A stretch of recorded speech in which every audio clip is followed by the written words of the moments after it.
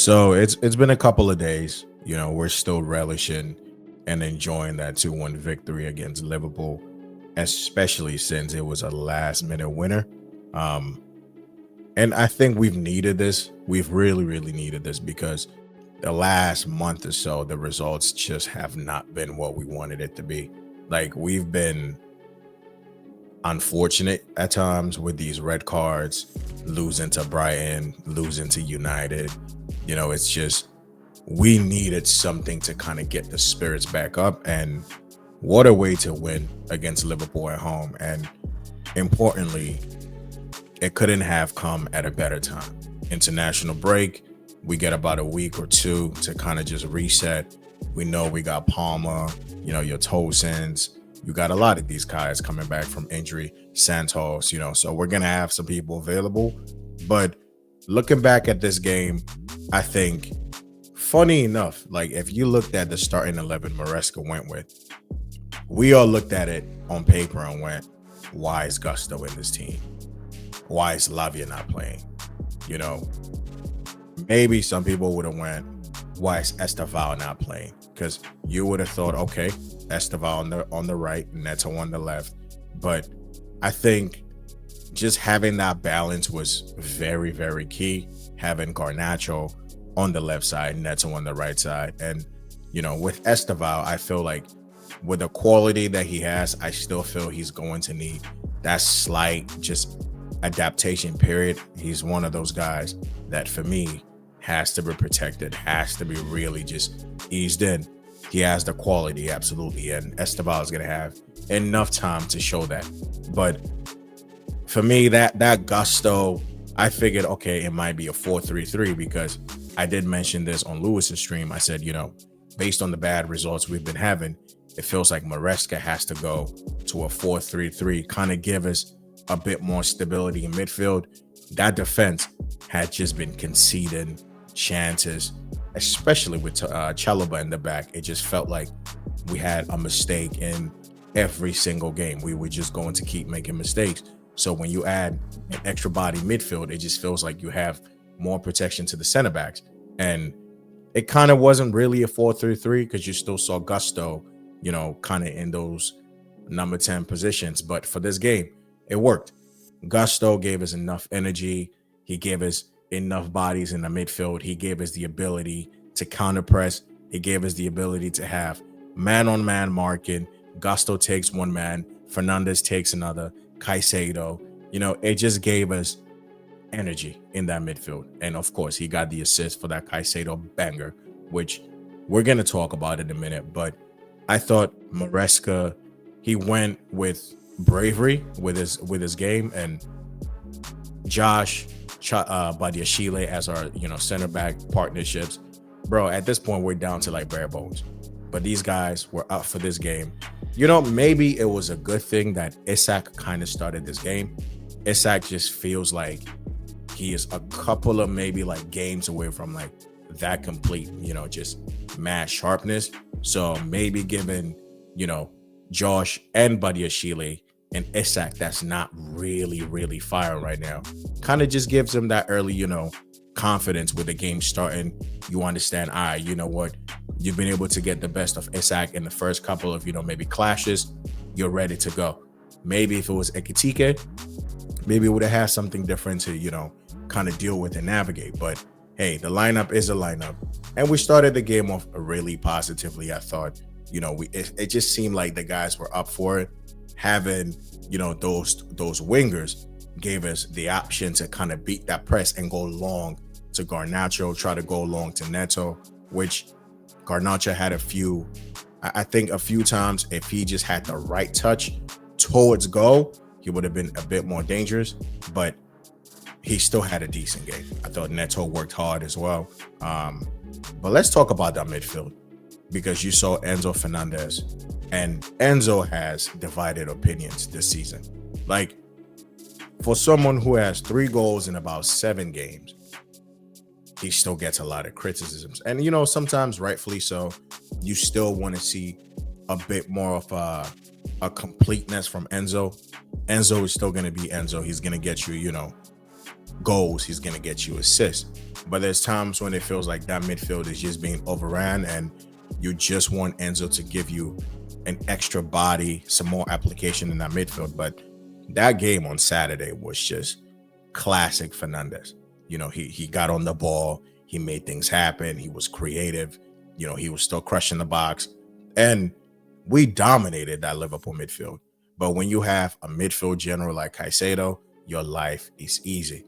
This guy has started to add, output to his game. You're seeing those incisive passes. We saw it against Brighton for that ball to James. We lost that game. But these are the things, these are the intangibles. These are, the additions that Caicedo has started to add to his game.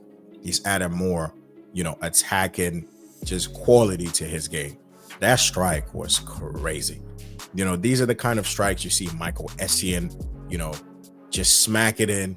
You see Lampard smack it in. You're seeing your Balaks just smacking these efforts in.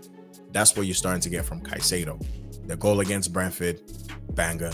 The goal again against Liverpool, just this guy is becoming a lot more complete. First phase, tackling, under pressure, on the half turn. Caicedo is evolving, bro.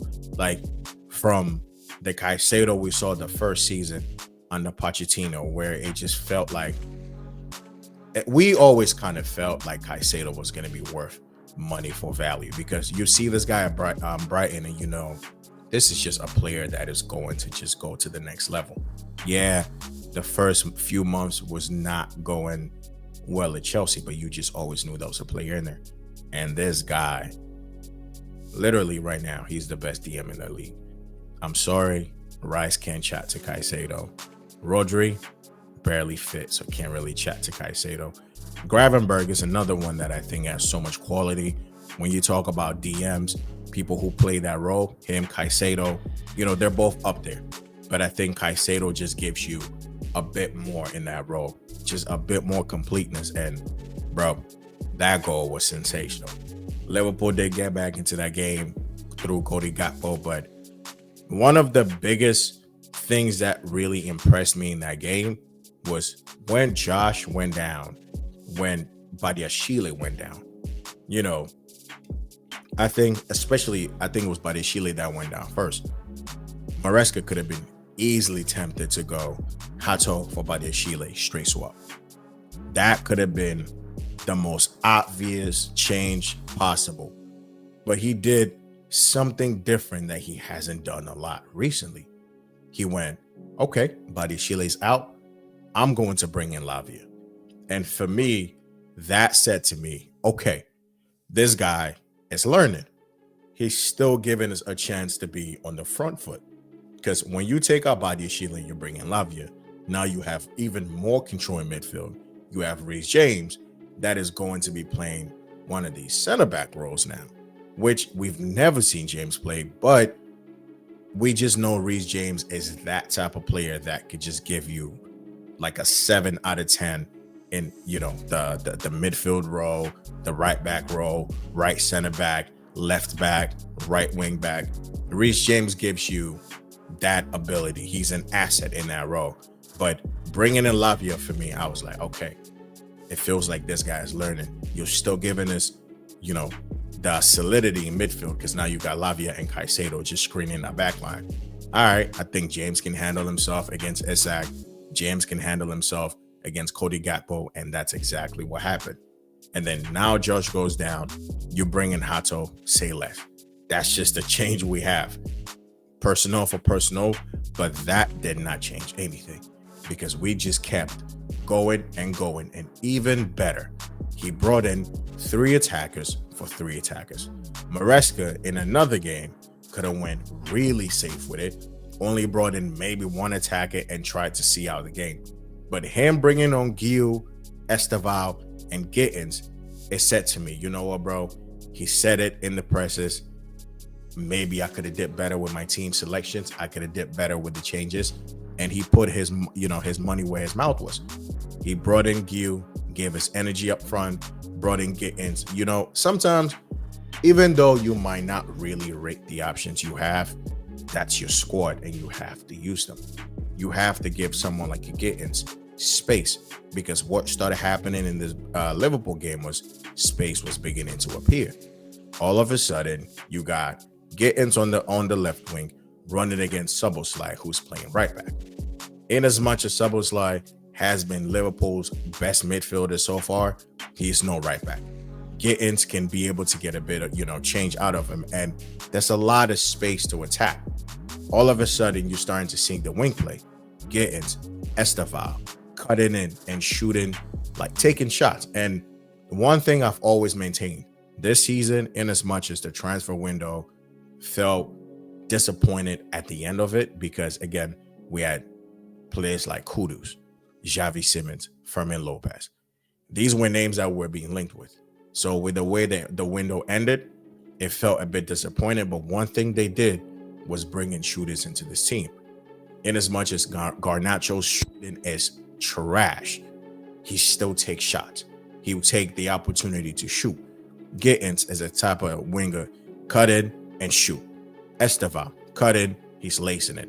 Pedro Neto, even Neto, like I think he could do a lot when it comes to being, more consistent with, taking shots. He can shoot as well. Cole Palmer, we know Cole Palmer can shoot. Joao Pedro, we've seen Joao Pedro can shoot. So even with the additions that they've brought into this team, in as much as maybe the options weren't the best, they've brought in shooters. And these guys come in and you just see energy, you see a bit more quality, and we're like, all right, we're actually going for this game. And then the winner does come in the 95th minute through Estevao. And, that will be what you would probably describe as not a typical Estevao goal, because usually when you watch Estevao, it's about the cut in, the shoot. But he's also got the ability to be at the far post. You saw his goal against was a Leverkusen in preseason, at that back post waiting for something to happen. And it was a quality ball. Fernandes, Cucurella, Estevao, 2-1, game done. Now, 3 big points, 3 big points.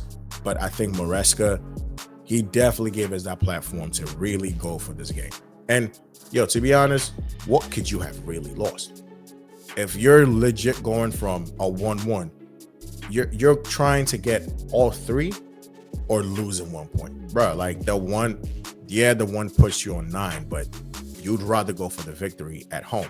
And I think one of the biggest things too, the fans were up for it. You could hear the noise, you could hear the positivity in the ground. And I think that's one thing, we probably do need that 12th man, going forward, because it just feels like when these guys feel the confidence, when they feel the backing from the team, they would perform. But I'm very happy because it felt like that game where a lot of these guys just, came to the fore. You saw Lavia come in, and we're just a better team with Romeo Lavia in this team. That's just absolutely undeniable. This guy makes midfield play look smooth. From that shoulder drop, and the one thing I like about Lavia as well, he plays what he sees. Lavia will get that ball and just play it. No dilly-dallying, one touch, turn, the ball is moving. No double touches. Like he doesn't really delay on the ball. Lavia will delay if he doesn't see the angle, but if he sees it, he's playing that ball. You know what I mean? And even Sanchez, some of the long balls, the distribution to Gittins, to Garnacho. Saturday just felt like we were going to win that game, even though we didn't seem like we were going to win that game. It's just the guys just showed up, and you saw that video of Reece James doing the rounds. He said, we're going to F and beat them. And it just felt like that message just translated through the team, and we did what we had to do. Big 3 points. And it's weird because we put in one of the best performances of the season with fullbacks in defense. Like, that's just funny that you have all fullbacks as your back four, and you're putting in a clinic against, Ekitike, Isak, Verts, Salah.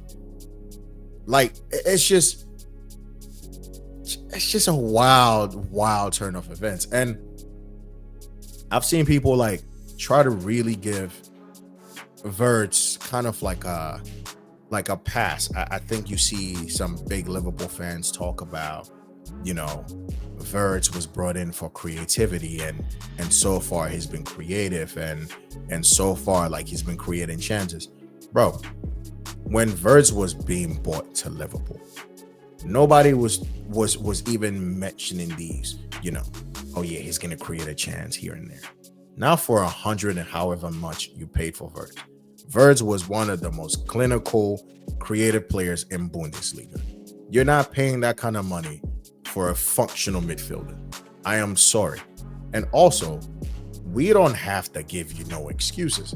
We were there when Caicedo, Enzo Fernandez till this day are being clattered, bro. Enzo can give you a 28 goal and assist season and people still say he's shit. So Verts, for you to go 009 and you're looking like a German Mason Mount, it's inexcusable. I'm sorry. It's been a shambles of a signing. Like, you're supposed to come in and improve that Liverpool team immediately. We've always said when it comes to players from the Bundesliga, sometimes it takes time for them to translate their form. Like, you're looking at Gittins, you know, you're looking at Verts, you're looking at Kai Havertz, you know, Timo Werner, even Xavi Simons to a certain level. Like, Simons hasn't been like pulling trees. He's been decent, but sometimes it feels like that translation from Bundesliga to the Prem, it's wild. And for Verts to just be doing absolutely nothing, in essence, he doesn't deserve any more time. This guy, you paid a lot of money for Verts. Nobody was waiting for him to be patient. You paid a lot of money for Isak, and Isak is getting pocketed by Josh Achampon. I understand Isak hasn't really had the best of the preseason, but bro, why play him instead of Ekitike then?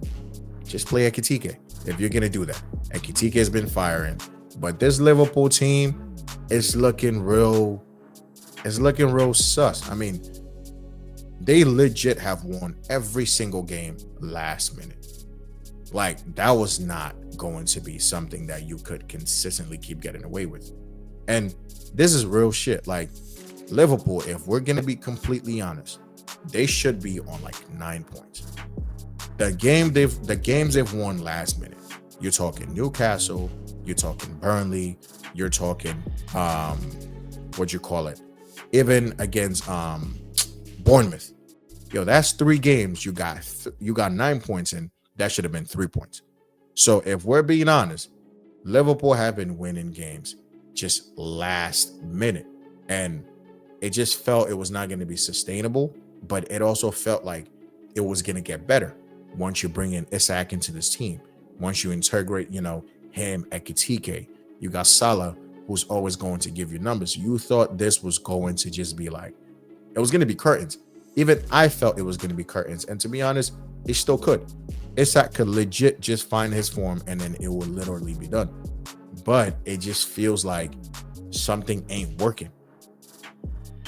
Verts should not be getting dropped for that kind of money.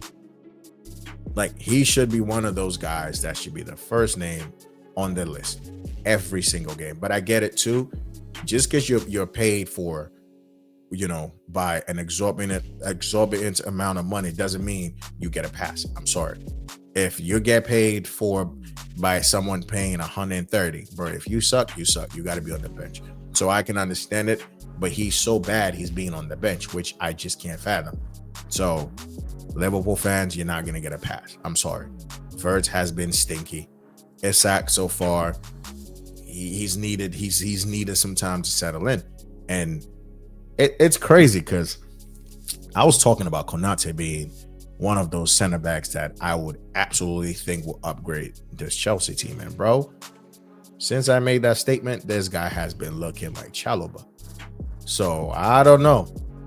Like, Konate was somebody that I would have said will come into this team and improve us. But right now, he's looking like he could be a problem if he was part of this setup. So it's just, I don't know what's going on with Liverpool. I think they turned it around, but this game, they did have a few chances as well. Like Szoboszlai with that cutback could have did a lot better. Mo Salah with a lot of this chances, he was just skiing over.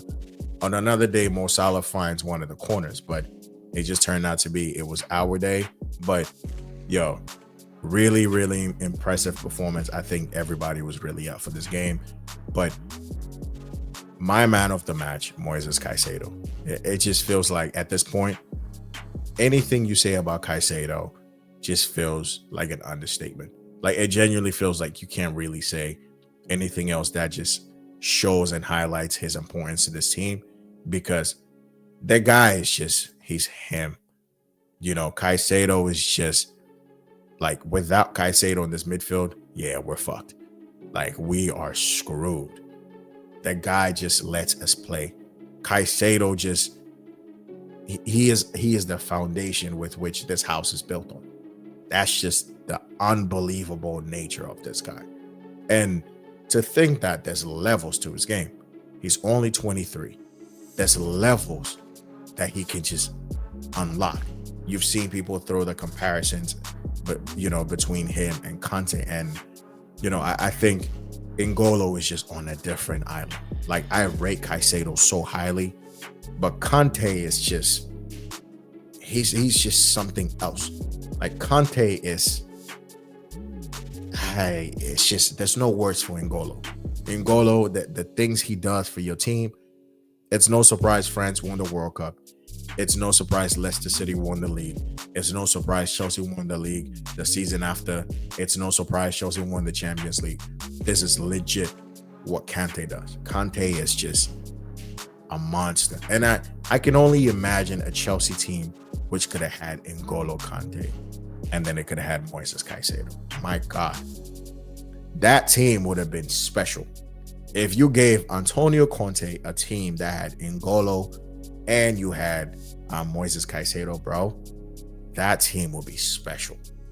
With prime Eden Hazard, you know, you add a little bit of Cole Palmer, bro. The dreams you can have, it's just, you know, it's something different. But Caicedo, man, this guy is, I feel like whenever he gets compared to Declan Rice, it's an unfair comparison, only because one, Rice doesn't even play the 6.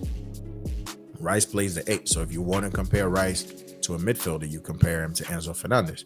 And then if you want to compare Rice to Enzo as 8s, then there's a conversation that needs to be had, because I don't think Rice is a better 8 than Enzo. I don't think Rice is a better 6 than Caicedo. Hell, I don't even think Rice is a better 6 than Lavia. So there you have it. But big win, very impressive. We definitely needed this 3 points. Maresca trusted the squad. And I think that's what a lot of people have been asking for. Even if he was trusting the squad enough and we were losing games, I think people will go, all right, you know what? You're playing what you have, and it's just, we're not good enough. You know, in as much as people can still think we're not good enough, give these other guys an opportunity to show something. But then it's also, when you've brought in Gittins, I can understand as well. He hasn't taken that chance. You know, when you've brought in these other guys, they just haven't really hit the ground running. But you still have to trust your squad. You have to bring in fresh legs, and you got to be able to see the game out. So yeah, big win. And I'm just happy. Now we're going international break. We come back, we play against Forest, and hopefully maybe this is the spark our season has needed. This is that kind of like that momentum switch, you know, that boost that this squad has needed for maybe for like the last month or so. And then we could probably start churning out like good performances, good results. But we have so much potential to really tap into, and especially when you think of like these other guys that are coming back. I think Delap coming back gives us a different outlet. It gives us a different alternative. It gives us just so much more. You understand what I mean? Tosin, Cole Palmer, these guys coming in, Santos, it just gives us more option. It gives us more rotational pieces. It gives us a stronger bench. It gives us more depth. So I think the international break is coming at the perfect time. I know if anything, we probably would have wanted to play against play again tomorrow. But hey, you take it as you come, and then you keep it moving. But important win for us. And Estevao, just keep being, Joga Bonito. Just keep playing the way you do.